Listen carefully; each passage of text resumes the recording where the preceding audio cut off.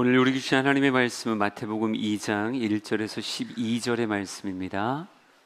같이 한 목소리로 봉독합니다. 헤롯 왕 때에 예수께서 유대 베들레헴에서 나심에 동방으로부터 박사들이 예루살렘에 이르러 말하되 유대인의 왕으로 나신 이가 어디 계시냐? 우리가 동방에서 그의 별을 보고 그에게 경배하러 왔노라 하니 헤롯 왕과 온 예루살렘이 듣고 소동한지라. 왕이 모든 대제사장과 백성의 서기관들을 모아 그리스도가 어디서 나겠느냐 물으니 이르되 유대 베들레헴이오니 이는 선지자로 이렇게 기록된 바 또 유대 땅 베들레헴아 너는 유대 고을 중에서 가장 작지 아니하도다. 내게서 한 다스리는 자가 나와서 내 백성 이스라엘의 목자가 되리라 하였음이니이다. 이에 헤롯이 가만히 박사들을 불러 별이 나타난 때를 자세히 묻고 베들레헴으로 보내며 이르되 가서 아기에 대하여 자세히 알아보고 찾거든 내게 고하여 나도 가서 그에게 경배하게 하라. 박사들이 왕의 말을 듣고 갈새 동방에서 보던 그 별이 문득 앞서 인도하여 가다가 아기 있는 곳 위에 머물러 서 있는지라. 그들이 별을 보고 매우 크게 기뻐하더라. 집에 들어가 아기와 그의 어머니 마리아가 함께 있는 것을 보고 엎드려 아기께 경배하고 보배합을 열어 황금과 유향과 모략을 예물로 드리니라. 그들은 꿈에 헤롯에게로 돌아가지 말라 지시하심을 받아 다른 길로 고국에 돌아가니라. 아멘. 할렐루야. 오늘은 여러분을 좀 특별한 설교의 자리로 초청하려고 합니다. 지금 여러분의 눈에 보이지 않지만 영화부부터 우리 장년부까지 2층, 3층, 4층의 공간에서 같은 예배를 전 세대가 같이 드리고 있어요.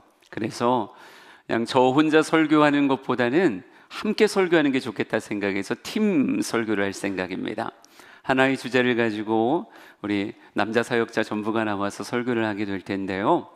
우선 여러분에게 어디로 데려가고 싶으냐면 첫 번째 크리스마스의 장소로 여러분을 데려가고 싶습니다.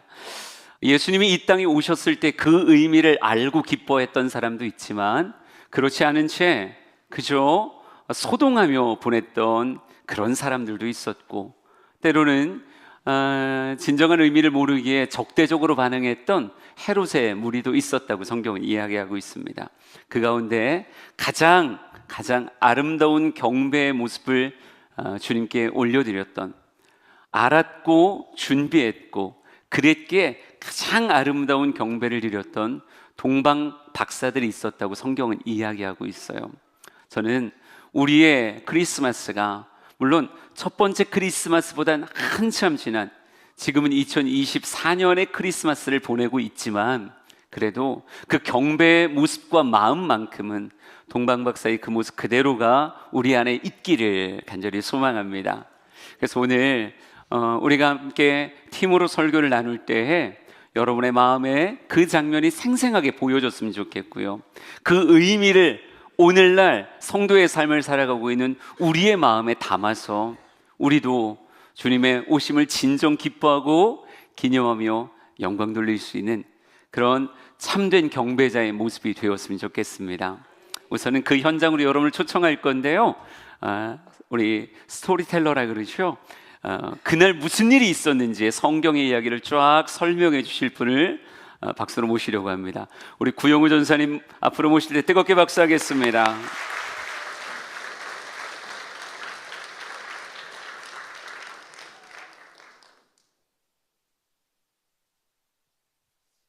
할렐루야.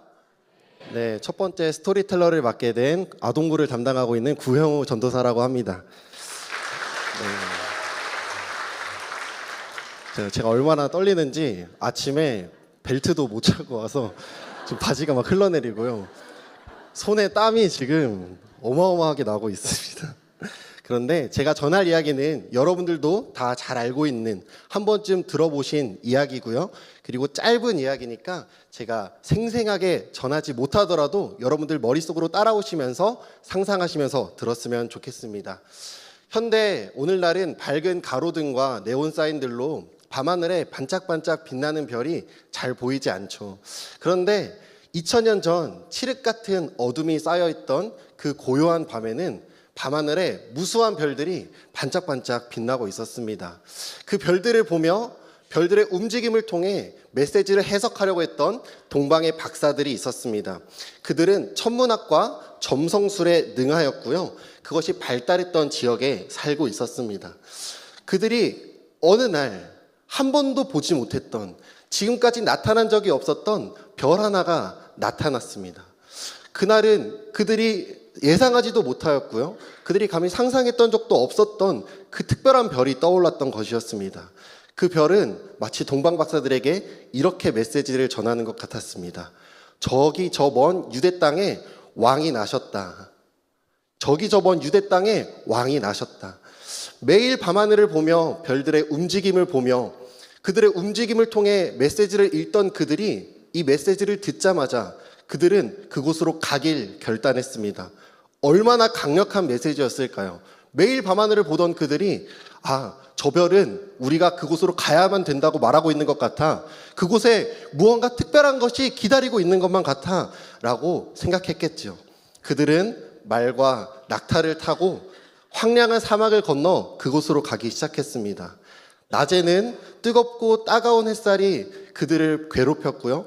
밤에는 너무나도 춥고 차가운 공기가 그들을 괴롭혔습니다. 그들은 그것을 견디며 그 더위와 추위 속에서 그 사막을 건너 그곳으로 가기 시작했습니다. 그들의 여정은 부푼 가슴으로 가득 찼습니다. 그 특별한 별이 알려준 그곳에는 분명 놀라운 분이 계실 것이기 때문이었습니다. 그들의 걸음은 단순한 여행이 아니었어요. 그들은 지식을 축적하고 새로운 경험을 얻기 위한 무언가 조사하기 위해 그곳을 가는 것이 아니었습니다. 그들의 걸음은 메시아를 향한 믿음의 순종이었습니다. 그들은 그들이 인도하는 별을 바라보며 그분이 어떤 분이실까 기대하는 마음이 더욱더 커져만 갔을 것 같습니다. 드디어 유대 땅에 박사들이 도착했습니다. 그들은 자연스럽게 성전에 있는 왕궁이 있는 예루살렘으로 들어갔어요. 여러분, 왕이 태어났다면 어디서 태어났을까요? 네, 왕궁에서 태어났겠죠. 예루살렘에 있는 왕궁에 이 동방 박사들이 가서 물었습니다. 유대인의 왕으로 나신 이가 어디 있습니까? 우리가 별을 보고 그분께 경배하러 왔습니다. 우리가 그곳에 나와왔습니다. 예루살렘 사람들은 깜짝 놀랐어요. 왜냐하면 왕궁에 왕의 아들이 최근에 태어난 적이 없었거든요. 이 이야기를 듣고 가장 마음이 불편한 사람이 있었는데 바로 헤롯 왕이었습니다. 자신이 현재 유대의 왕이었기에 왕이 태어났다고 난 자녀를 낳은 적이 없는데 불안감을 느끼기 시작했습니다. 그래서 박사들에게 물었어요. 그 별이 언제 어디서 어떻게 나타났어? 물었습니다. 박사들이 막 자초지종을 이야기하고 쫑알쫑알 이야기했겠죠. 듣자마자 이건 심상치가 않은 거예요. 범상치가 않은 이야기인 거예요. 신빙성이 있는 이야기였습니다. 그래서 헤롯은 더욱 초조해지고 불안해지기 시작했어요. 그래서 대제사장과 서기관들에게도 물었습니다. 그 왕이 났다면 이 예루살렘이 아니라면 과연 어디서 났겠느냐? 대제사장과 서기관들이 말씀을 찾아 읽어주기 시작합니다. 우리 미가서 5장 2절 말씀을 함께 읽도록 하겠습니다. 시작. 베들레헴 에브라다야, 너는 유다 족속 중에 작을지라도 이스라엘을 다스릴 자가 내게서 내게로 나올 것이라. 그의 근본은 상고에 영원에 있느니라. 아멘. 대제사장과 서기관들은 선지자의 예언을 통해 그 유대의 왕이 유대 땅 작은 마을 베들레헴에서 왕이 날 것이라 말해 주었습니다. 예수님은 왕궁에서 태어나지 않았어요. 작은 그저 마을 빵집이라고 불리는 베들레헴에서 태어났습니다. 헤롯은 박사들에게 부탁했어요. 당신들이 베들레헴으로 가서 그곳에서 왕을 찾으면 나에게도 좀 알려주십시오. 제가 그에게 가서 경배해야겠습니다. 하지만 헤롯의 속셈은 경배가 아니라 그를 해치려는 것을 우리가 알고 있습니다. 박사들이 다시 베들레헴으로 발걸음을 옮겨 가기 시작했을 때 그들 앞에 다시 동방에서 우리가 보았던 별이 떠올라 그들을 인도하기 시작했습니다. 제가 예루살렘에서 베들레헴까지의 거리를 검색해 봤어요. 이게 별이 인도했다라고 하니까 굉장히 먼 거리일 줄 알았는데 8km밖에 안 되더라고요. 우리가 걸어서 2시간이면 도착할 수 있는 거리를 별이 떠올라서 인도하였습니다. 왜 별이 인도하였을지 궁금했어요. 근데 그냥 단순하게 생각해 보면 베들레헴으로 가서 그곳에 있는 집 중에 과연 어느 곳에서 왕이 태어났는지 이 박사들은 알 방법이 없어요. 알 방도가 없었습니다. 그들이 베들레헴으로 가서 어딘지 찾고 있던 중 별이 한 집 위에 멈춰 있는 것을 보았습니다. 아, 저 집이구나. 별이 이 집을 가리키고 있구나. 박사들이 그 집을 보자마자 얼마나 기뻤는지요. 박사들이 그 들뜬 마음과 부푼 기대를 갖고 그 문 앞으로 가 문을 똑똑 두드렸습니다. 그리고 문을 열어 집 안을 보자마자 마리아와 마리아 품에 안겨있는 아기 예수님을 보고 그들은 바로 엎드려 절하였습니다. 그들의 긴 여정이 바로 이 순간을 위함이었음을 그들은 알았습니다. 아기 예수님을 향해 경배하며 그들의 보배합을 열었고요. 첫 번째 동방박사가 황금을 드렸습니다. 두 번째 동방박사가 유향을 드렸습니다. 세 번째 동방박사가 모략을 드렸습니다. 세 가지 아주 귀한 예물을 주님께 올려드렸습니다. 그들은 이 아기가 유대인의 왕이 아니라 단순히 그냥 유대인의 왕으로 태어난 분이 아니라 이 세상을 구원할 메시아구나, 온 세상을 위한 구주시구나 라는 것을 알았습니다. 별을 보던 박사들이 단순히 여행을 통해 이곳에 온 것이 아니었어요. 단순히 그냥 별이 쫓아가다가 이곳에 온 것이 아니었습니다. 별의 인도하심을 통해 세상을 구원할 빛이신 예수님께로 그들을 이끌었던 것이었습니다. 여러분, 이 황금과 유향과 모략을 드린 동방박사들, 그리고 빛을 따라 그곳에 가 아기 예수님을 보자마자 엎드려 경배하였던 그들을 통해 우린 어떤 메시지를 들을 수 있을까요? 이후의 메시지를 우리 두 번째 메신저이신 우리 김다솔 목사님을 통해 청해 듣도록 하겠습니다.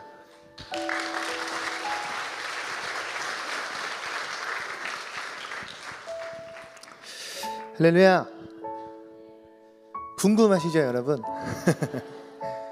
동방박사들이 별을 따라 아기를 찾아갔고 경배하고 예물을 드렸습니다. 오늘 동방박사들의 이런 모습은 우리에게 단순한 방문이 아닌 이 땅에 오신 이 아기 예수가 누구인지, 그리고 우리가 예수님께 드려야 할 우리의 마음과 우리의 자세, 그리고 삶의 태도를 가르쳐주는 아주 중요한 메시지를 담고 있다는 것을 모두가 알기 원합니다. 그들은 먼 길을 마다하지 않았고 온 마음과 정성을 다해 아기 예수님을 향하여 경배했습니다. 그들의 경배는 단순히 외적인 어떤 행위가 아니라 마음속 깊은 곳에서 우러나오는 진정성과 그리고 헌신으로 가득 찬 예배였습니다. 오늘 말씀을 통해 동방박사들의 이 경배와 예물에 담긴 영적인 의미를 함께 살펴보길 원합니다. 그래서 우리 또한 하나님께 마땅히 드려야 할 경배와 헌신의 자세를 깊이 묵상하며 나누는 이 시간 되길 원합니다. 우리 마태복음 2장 2절 말씀, 오늘 본문 말씀 중에 2절 말씀을 함께 읽도록 하겠습니다. 시작. 유대인의 왕으로 나신 이가 어디 계시냐? 우리가 동방에서 그의 별을 보고 그에게 경배하러 왔노라 하니. 아멘. 동방박사들은요, 유대인의 왕으로 나신 이를 어디 계시냐며 경배하러 왔다 말합니다. 별을 따라 먼 곳에서 유대 땅까지 찾아온 이 박사들의 행적을 보면요, 당시 교통수단 혹은 환경 등 결코 쉽지 않은 그런 여정이라 우리는 생각할 수 있습니다. 단순한 여행이 아닌 심지어 이들의 목숨조차 걸 만한 그러한 헌신과도 같은 여정을 그들은 감당했다라는 것입니다. 그러니 이 동방박사들의 경배는 단순한 의례적인 행위가 아닌 정말 참된 진정성이 있었던 그러한 예배였음을 우리는 알아야 합니다. 외적인 행위가 아닌 진정성과 헌신이 담긴 경배, 먼 길을 떠난다라는 것, 이를 위한 준비하는 모든 과정과 여정, 낯선 땅에서 예물을 준비하며 드리는 그 모든 것들이요, 이들의 참 진정성 그리고 헌신이 담겨 있었습니다. 단순히 새로운 왕을 보기 위하여 여정을 떠났고 경배하기 위한 그런 것이 아니었습니다.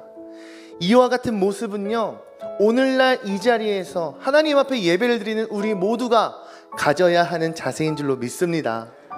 우리가 드리는 예배는 단순한 의무나 혹은 형식적인 의례가 되어서는 안 됩니다. 우리의 시간과 마음 그리고 정성을 다하여 하나님께 나아가는 것이 참된 예배자의 모습인 줄로 믿습니다. 또한 동방박사들은 자신들이 가진 최고의 것을 통하여 예수님께 경배하였습니다. 마태복음 15장 8절 말씀 함께 읽겠습니다. 이 백성이 입술로는 나를 공경하되 마음은 내게서 멀도다. 아멘. 예수님은 마태복음 15장에서 이렇게 말씀하십니다. 백성들이 입술로는 공경하지만 그 마음은 멀다고 말이죠. 우리의 예배는 마음과 정성이 함께 드려질 때 진정한 예배가 된다는 사실을 기억해야 합니다. 동방박사들은요, 이 경배는 오늘 이 시대를 사는 우리 모두에게 예배와 헌신의 본질이 무엇인지를 바로 알고 깨닫게 하는 줄로 믿습니다. 오늘 우리가 드리는 예배의 모습은 어떤 모습입니까?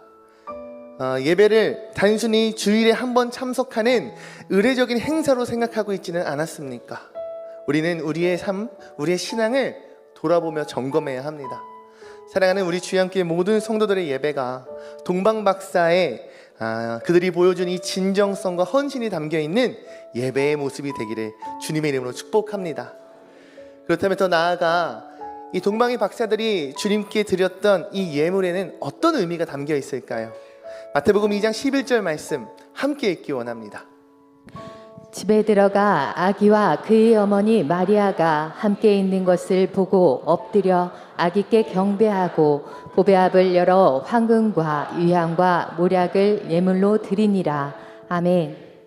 그들이 주님께 드렸던 그 예물은 황금과 유향 그리고 모략이었습니다. 이 세 가지 예물은요, 단순히 귀중한 물건이 아니라요, 아기 예수님이신 그분께서 어떤 분인지를 굉장히 잘 나타내고 있는 상징성을 띠고 있습니다. 먼저 황금은요, 왕 되신 예수님께 드리는 최고의 경배라는 의미를 담고 있어요. 황금은 왕의 권위를 상징하는 그러한 예물입니다. 동방의 이 박사들은 예수님께 황금을 드림으로 그분이 유대인의 왕이요, 더 나아가 만왕의 왕이심을 고백하였습니다. 요한계시록 19장 16절에 예수님을 만왕의 왕, 만주의 주라 성경은 기록하고 있습니다. 사랑하는 성도 여러분, 예수님은 만왕의 왕이십니다. 둘째로 유향은요, 하나님의 아들로서 예수님을 나타냅니다. 유향은 제사에서 하나님께 드리는 향료 중 하나로 사용되었습니다. 이것은 예수님께서 우리의 중보자 되심을 나타냅니다. 히브리서 7장 25절 말씀을 함께 읽기 원합니다. 그러므로 자기를 힘입어 하나님께 나아가는 자들은 온전히 구원하실 수 있으니 이는 그가 항상 살아계셔서 그들을 위하여 간구하심이라. 아멘. 히브리서 7장 25절 말씀엔 예수님께서 우리의 영원한 대제사장이 되심을 말씀은 강조하고 있습니다. 유향은 우리의 기도와 찬양이 하나님께 드려지는 것처럼 예수님이 우리의 예배를 중보하신다라는 그런 의미를 담고 있습니다. 우리의 예배, 우리의 헌신은 오직 예수님을 통해 하나님께 올려질 때 온전하여지는 줄로 믿습니다. 마지막으로 모략은요, 구세주의 희생과 죽음을 나타냅니다. 모략은 죽은 자의 몸에 바르는 향료로서 예수님의 이 희생적인 죽음을 의미합니다. 요한복음 1장 29절 말씀 함께 읽기 원합니다. 시작. 이튿날 요한이 예수께서 자기에게 나아오심을 보고 이르되 보라, 세상 죄를 지고 가는 하나님의 어린 양이로다. 아멘. 요한복음 1장 29절에 세례 요한은 큰 소리로 외칩니다. 보라, 세상 죄를 지고 가는 하나님의 어린 양이로다. 모략은 예수님께서 우리의 죄를 대신하여 죽으시고 부활하심으로 완성하신 구속의 은혜를 상징합니다. 이처럼 동방박사의 세 가지 예물에는 각각의 영적인 의미가 담겨져 있습니다. 그렇다면 우리는 더 나아가 우리의 예배, 우리의 헌신, 우리의 삶, 우리의 신앙의 자세는 어떠해야 할까요?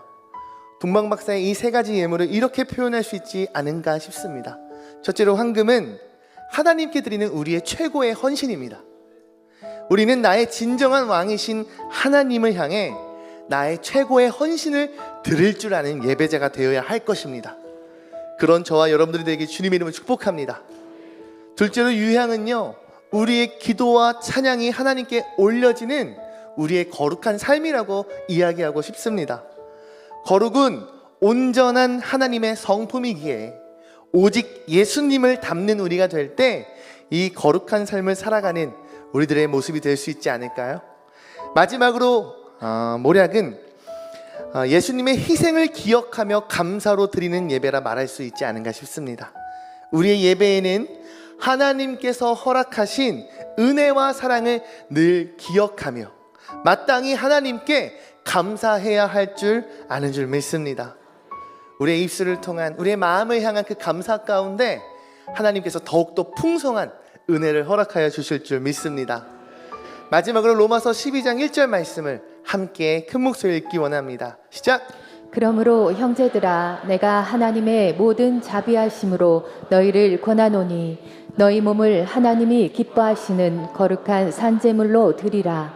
이는 너희가 드릴 영적 예배니라. 아멘.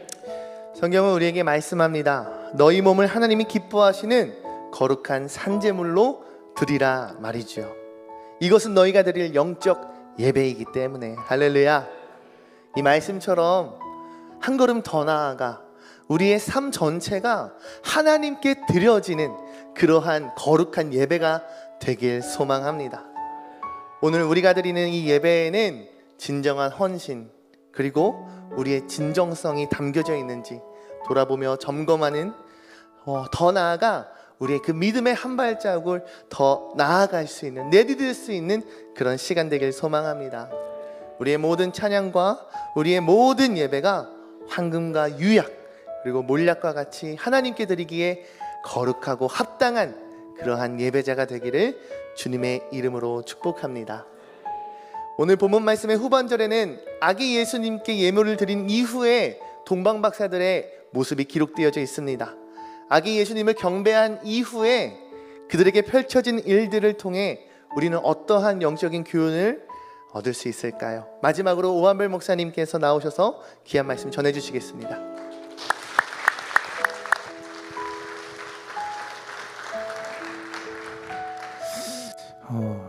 어떻게 하면 세 명의 사역자들이 자연스럽게 이어갈 수 있을까를 사무실에서 얘기하다가 그런데 말입니다 하면서 뭔가 자연스럽지 않을까 하는 생각을 한번 얘기한 적이 있었습니다. 그런데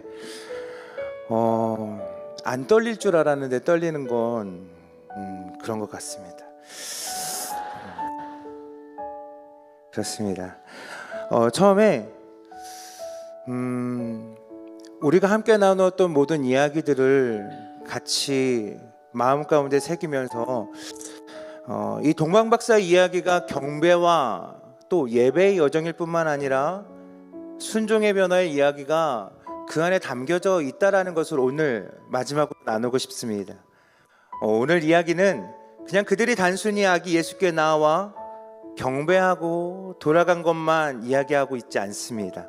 오늘 성경은 그들이 별을 따라 아기 예수님께 경배하고 난 뒤에 하나님의 음성을 듣고 그 말씀에 순종하여 다른 길로 돌아갔다 성경은 말하고 있습니다.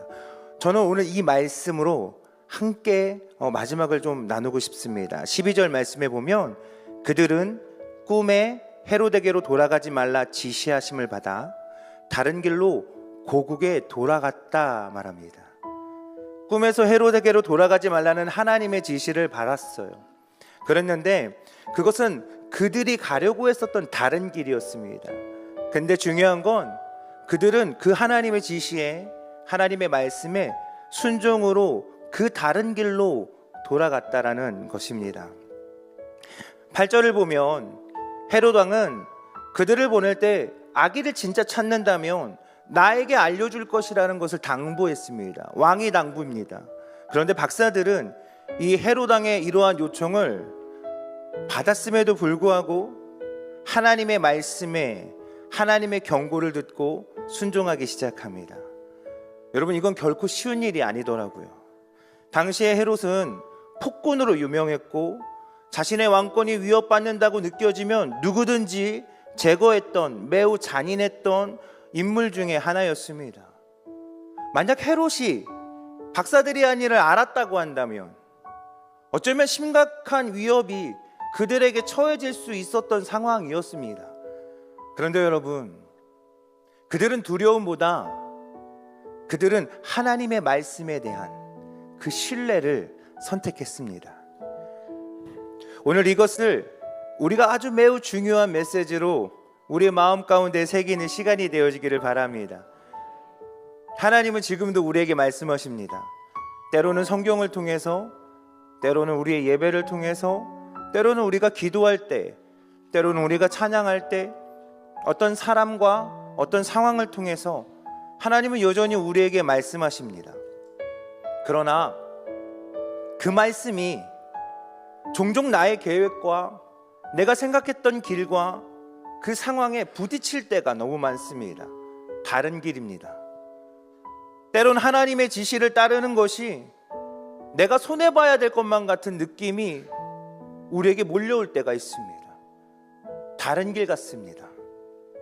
그러나 여러분, 우리가 오늘 진짜 주님을 진심으로 경배하는 삶을 살아가겠다라고 결단했다면, 우리가 그 아기 예수께 경배하는 그 동방박사들처럼 우리의 삶의 모든 전부를 하나님 앞에 드리는 그런 경배자라고 한다면, 이제 내 뜻이 아니라 하나님의 뜻대로 살아가는 우리 주양의 성도들이 되길 간절히 바랍니다. 여러분, 이제 우리는 세상의 가치가 아니라 하나님의 말씀대로 살아가는 자들입니다. 우리는 어려서부터 여자 말을 반드시 잘 들어야 한다라는 이 변하지 않는 진리의 교훈을 듣고 자랐습니다. 한별아, 너는 꼭 여자 말 잘 들어야 된다. 우리들의 할머니도 저의 어머니도 그러셨습니다.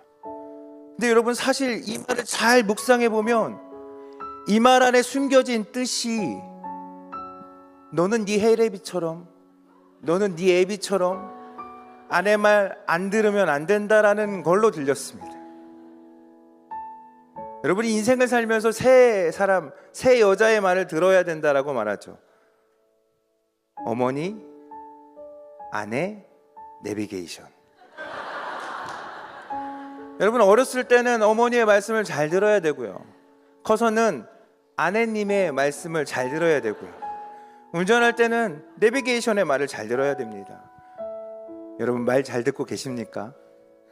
여러분의 가정은 평안하십니까? 옆 사람에게 말해주세요. 말 좀 잘 들어요, 제발.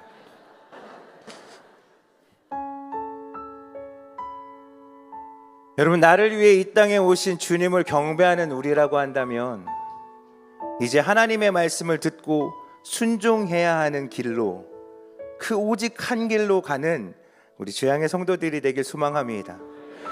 이전에 알던 세상의 교훈이 아니라, 그 가르침이 아니라, 이제 우리는 하나님의 말씀대로, 하나님의 뜻대로 순종하며 살아가야 하는 그러한 크리스찬, 예수 안에 속한 자들입니다. 때로는 그 일이 다른 길같이 느껴져서 갈등으로 생기고 충돌이 일어날 수도 있습니다. 여러분, 그래도 우리는 그때도 하나님의 말씀을 순종하는 저와 여러분 되기를 간절히 바랍니다. 본물처럼 다른 길이야 라고 느껴질 때, 그 다른 길이 우리에게는 오직 한 길이고, 우리가 가야 할 길이고, 우리가 함께 걸어가야 될 그 길이 되어지길 바랍니다. 여러분, 이 성탄절은 우리의 삶이, 우리의 길이 바뀌었다라는 것을, 이제 이전에 따랐던 그 길이 아니라 세상의 길에서 돌이켜 더 이상 세상의 가치, 세상의 방법이 나를 묶을 수 없다라고 말하며, 이제 우리의 진짜 길 대신 예수 그리스도를 따라가겠다라고 선언하는 날입니다. 그리고 증거하는 날입니다. 그리고 전하는 날입니다. 여러분, 세상에 알리는 저와 여러분 되기를 바랍니다. 성탄절이 예수님께서 세상에 오셔서 우리를 구원하시기 위해 새로운 길을 여심을 우리가 선언하고 우리가 세상에 알리는 날임을 우리가 알겠다고 한다면, 여러분, 우리는 이 길을 전하고 우리도 같이 걸어가고 우리를 그렇게 선언해야 될 줄 믿습니다. 여러분, 나는 지금 어떤 길을 걸어가고 계십니까? 여러분, 내 삶은 누구의 음성을 들으며 살아가고 계십니까? 하나님이 우리에게 길을 열어주셨습니다. 할렐루야. 오직 예수의 길을 우리에게 허락하셨습니다. 오늘 성탄의 주인이신 예수님께 우리의 마음을 온전히 드리고 우리의 예배를 온전히 드리고 내게 주어진 오직 한 길, 예수 그리스도를 따라가며 살아가는 우리 주양의 성도들이 되어지기를 간절히 바랍니다. 우리 하나님께 영광의 박수 올려드리겠습니다. 할렐루야.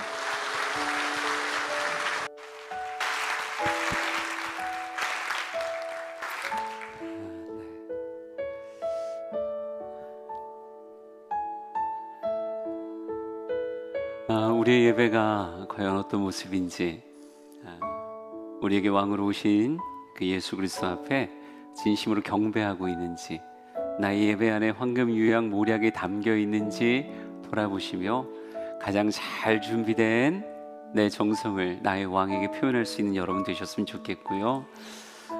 방금 이렇게 쭉 보다 보니까 여자 말 잘 들어야 된다니까 격하게 공감하시는 많은 분들이 계시네요. 여자 말보다 더 잘 들어야 되는 말은 뭘까요? 네, 하나님의 말씀이죠. 헤롯 세상의 왕을 따르는 것이 아니라 내게 말씀하시는 천사의 음성을 따라 주님의 말씀을 따라 한 걸음 한 걸음을 걷는 우리 모두가 되길 간절히 소망합니다. 우리 찬양을 주 앞에 올려드리고 같이 기도하겠습니다. 그 맑고 환한 밤중에 우리 찬양하며 주님 앞에 나아갑시다. 그 맑고 환한 밤중에 무천사 내려와 그 손에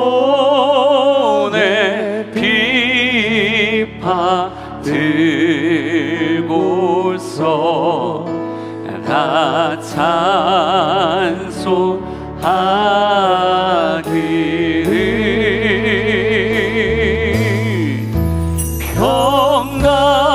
평강의 왕이 오시니 다 평안하여라.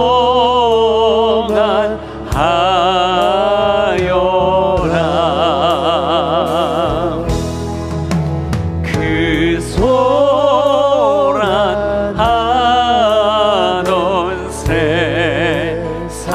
세상이 다 고요한, 우리 1절만 한 번 더 찬양하겠습니다. 그 맑고 환한, 그 맑고 환한 밤중에 무천사 내려와 그 손에 비파 들고서 다 찬송하기를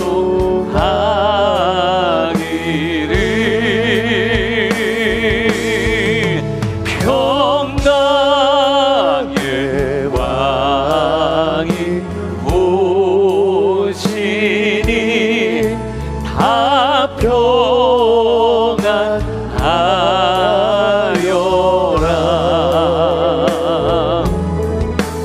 그 소란하던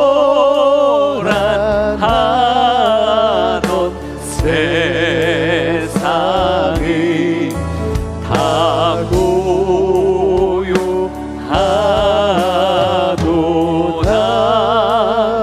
우리 시간 다시 한번 다짐하며 기도하겠습니다. 하나님, 내가 드리는 예배가 동방 박사들의 예배같이 구별된 헌신으로 채워진 예배 되게 하시고 오직 주님의 말씀을 따라 걷는 내 삶이 되게 하옵소서. 우리 같이 기도하겠습니다. 하나님, 온전한 예배가 되기를 원합니다.